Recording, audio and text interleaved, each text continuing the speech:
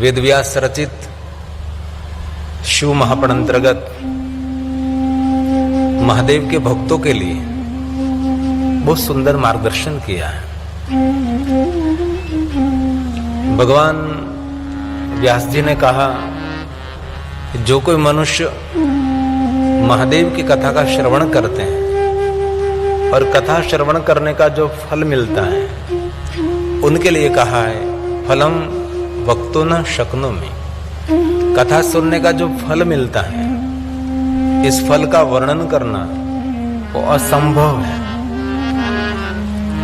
लेकिन कथा सुनने का फल मिले न मिले उनका कोई प्रमाण नहीं है।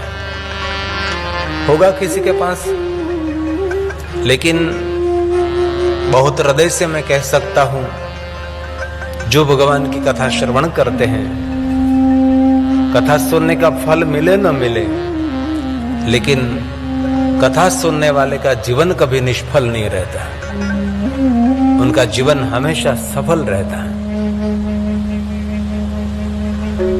और पहले दिन भी मैंने कहा था कथा एक साधना है, कथा एक उपासना है, कथा एक अनुष्ठान है।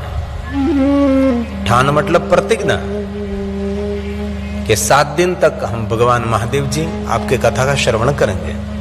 वैसे तो वक्ता और श्रोताओं के लिए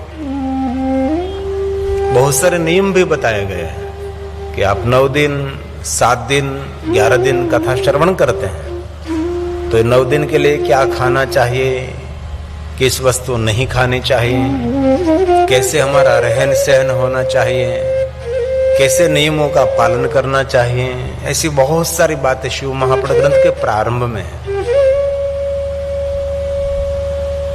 जीवन हमारा 9 दिन के लिए एक तपस्वी जैसा होना चाहिए।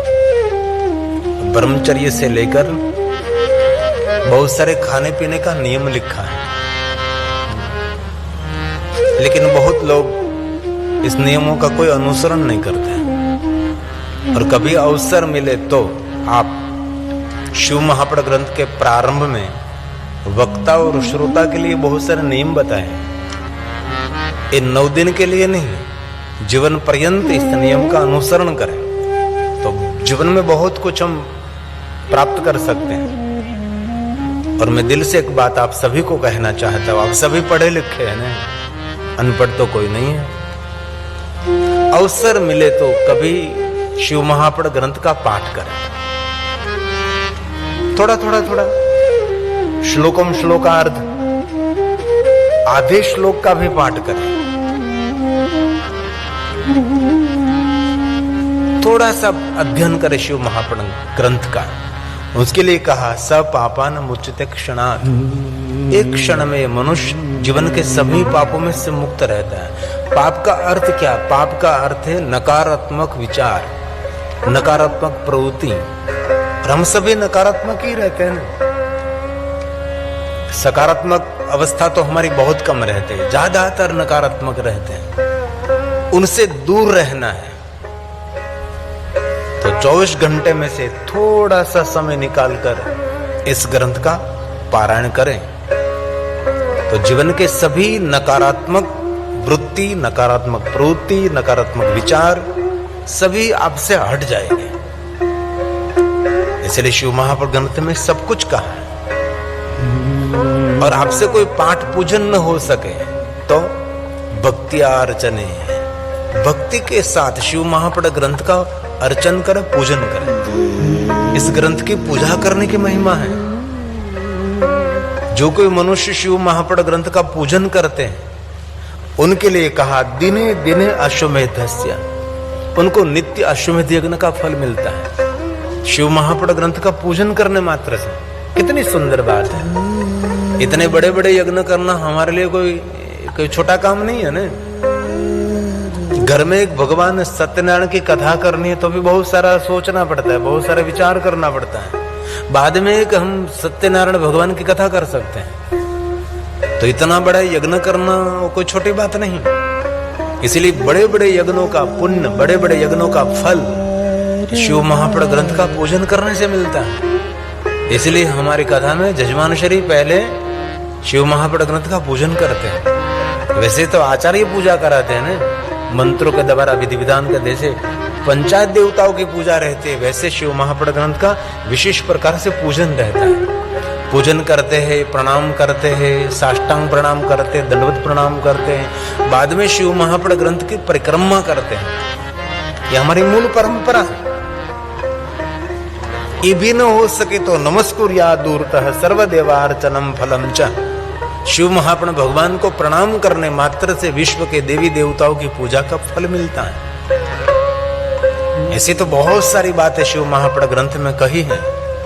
गायन्तो अहर्निशम, जो कोई मनुष्य दिन और रात शिव महापण ग्रंथ का गायन करते हैं, उनके लिए कहा आज्ञा तस्य प्रतीक्षेरन्, उसकी आज्ञा की प्रतीक्षा करता है। कौन? देवा इंद्र पुरोगमा, देव समूह के साथ इंद्र उनकी प्रतीक्षा करते हैं। किस लिए प्रतीक्षा करते हैं? कि मुझे उनकी सेवा का कोई अवसर मिले। दिन रात शिव महापड़ ग्रंथ का जो अध्ययन करते हैं, दिन रात शिव महापड़ ग्रंथ का जो गायन करते हैं, इंद्र उनकी सेवा के लिए प्रतीक्षा करता है। और इंद्र अकेला नहीं, देव समूह के साथ इंद्र प्रतीक्षा करता है कि मुझे कभी उनकी सेवा का अवसर मिले। इसलिए जो निवृत्त है उनके लिए तो बहुत सरल है। गाम ने चौरे बेसे ने गप्पा ठोकवा, गाम आखानी पंचायत करवी, એને કરતા આ શું ખોટું છે ભાઈ? જો કે આપણું ગામ તો સારું છે, ચરાડ તો આપણા ગામની વાત નથી, બાકી ગામ હોય ને બધી જ જગ્યાએ સીસીટીવી કેમેરા ગામના પાદરમાં બેઠા હોય, આખા ગામનું ધ્યાન રાખે, પોતાનું ધ્યાન નહીં રાખે। જેને બિઝનેસ છે, જેને નોકરી છે, એ તો ઠીક છે ભાઈ, થોડું ન કરી શકે, પણ જે નિવૃત્તિના પંથે જે જઈ રહ્યા છે એના માટે તો કેટલું સુંદર વાત છે।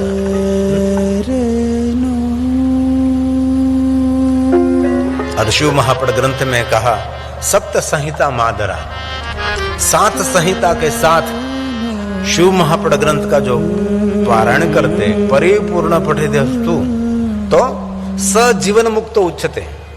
ये मनुष्य जीवित होते हुए इस मनुष्य को मुक्त समझना चाहिए। कितनी सुंदर बात है। एक बार संपूर्ण शिव महापड़ ग्रंथ का पाठ करने से, पारायण करने से ये मनुष्य जीवन मुक्त कहलाता है। मुक्ति के लिए कोई साधना, कोई उपासना, कोई अनुष्ठान आपसे हो सके न हो सके ये दूसरी बात है, लेकिन जो शिव महापड़ ग्रंथ का प्रथम से लेकर अंतिम तक जो पाठ करता है वो मुक्त आत्मा है। बाद में कहा 2 बार कोई पारायण करे, 3 बार पारायण करे, 4, 5, 6 और 7 आवृत्ति करने से उनको भगवान शिव की झांकी होने लगती है। लगन से, मादरात, आदर के साथ, मान सम्मान के साथ, लगन के साथ, करने खातर कर लिया ऐसा नहीं, बहुत ध्यान से। जैसे रात को आइसक्रीम खाते हैं, बहुत ध्यान से खाते हैं, वैसे ही बहुत बड़े ध्यान से, आदर के साथ शिव महापड़ ग्रंथ की 7 आवृत्ति कोई जो करता है उनको शिव की झांकी होने लगती है। ये शिव महापड़ ग्रंथ की एक अद्भुत महिमा है। और उनको वांग स्वरूप भगवान महादेव का कहा। भगवान शिव जी की शब्द मूर्ति शिव महापड़ ग्रंथ है। अब मंदिर में जाकर भगवान की प्रतिमा बोले न बोले पता नहीं, लेकिन ये ग्रंथ हमारे साथ बोलता है, हमारे साथ बातें करते हैं। पन्ना खोला, दृष्टि की और हमारे साथ वार्तालाप होने लगता है।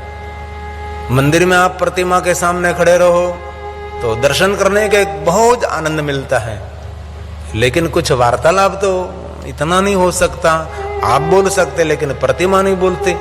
परंतु शिव महापड़ ग्रंथ ऐसे एक वांगमय परमात्मा की मूर्ति है, उनके अंदर दृष्टि करने मात्र से वांचन शुरू होता है, पाठ शुरू हो जाता है तो वार्तालाप होने लगता है। जीवन की बहुत सारी उलझन ये सुलझा देने वाला ये ग्रंथ शिव महापड़ ग्रंथ है।